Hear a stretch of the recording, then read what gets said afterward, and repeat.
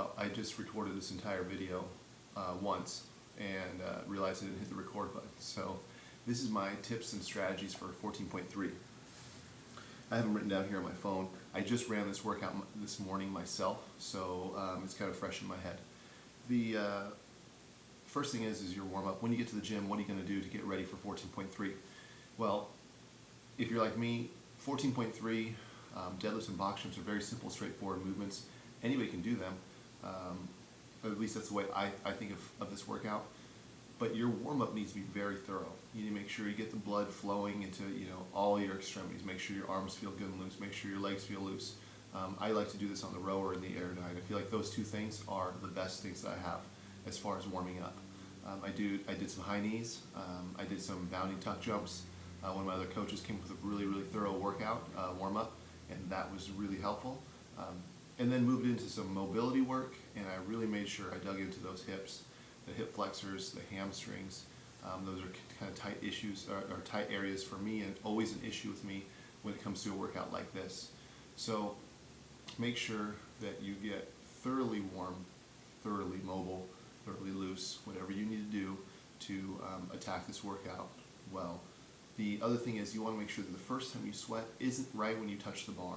When you touch the bar the first time, when at 3, 2, 1, go, if you haven't sweat yet, if you haven't got warm, if you haven't brought your heart rate up a little bit, that's going to put you at a little bit of a disadvantage in my opinion, because you want to make sure that the body is it's already in that mode of it's time to go. It's an 8-minute workout. It's not that long. It's not that short, but you want to make sure that you're warm. Okay? So the other thing, okay, now moving into the workout itself, you have two very straightforward movements. The deadlift, you can't sumo it, so that takes that out of the equation for you. The only thing with the deadlift is making sure you have your weights set up like you need them. I like to prop weights up on the other ones. That way I can really easily grab them. I slide them on by pulling them onto the bar. Hopefully you know that strategy. That's CrossFit 101 at this point. But really what you want to think about in the deadlift is that first set of 10 and the next set of 15 is that the weight is light, 135, 95 and 185, 135. So that weight is not going to break most of you down too much. But you want to think about those reps as the ones that are going to kind of set your form for the additional sets you'll be doing. So you want to keep that bar nice and close. Okay, it's not going to matter a whole lot at those light weights for the light weights, but it's going to matter a lot at those light weights for the heavier weights, because you're going to copy what you've already been doing in those earlier rounds, in the later rounds. And so if you try to recover good form after you've already been pulling with bad form for the first 10 and then 15 reps, and then you move into that 20 reps and you're still kind of like not worried about it, when you get to those heavier weights, if you haven't been keeping that bar close, most likely your body, when you're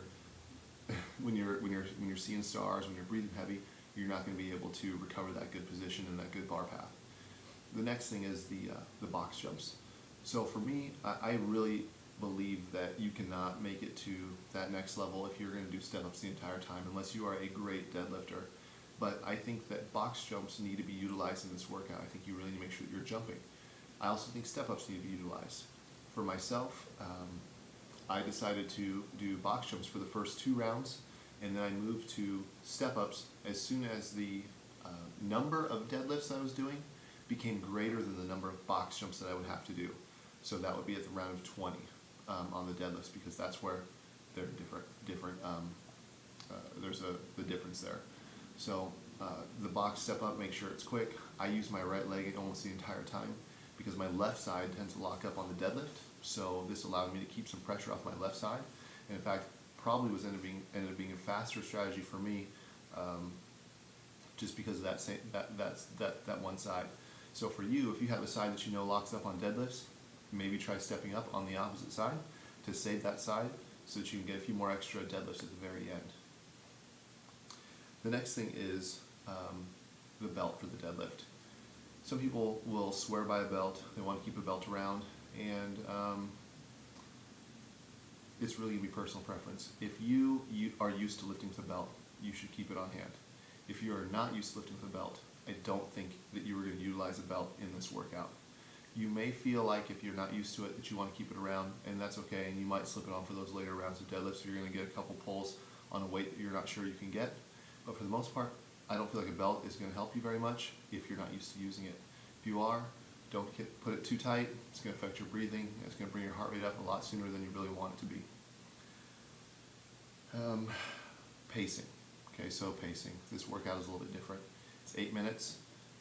You want to look at this workout as, or the way I like to look at it is, I look at an 8-minute workout as an 8-mile race, and every minute being equal to a mile. If I was running 8 miles, which if you know me, I will never do, then I would make sure that I don't come out of the gate and run 4 miles as fast as I can, and then just hope to survive for the remaining 4 miles.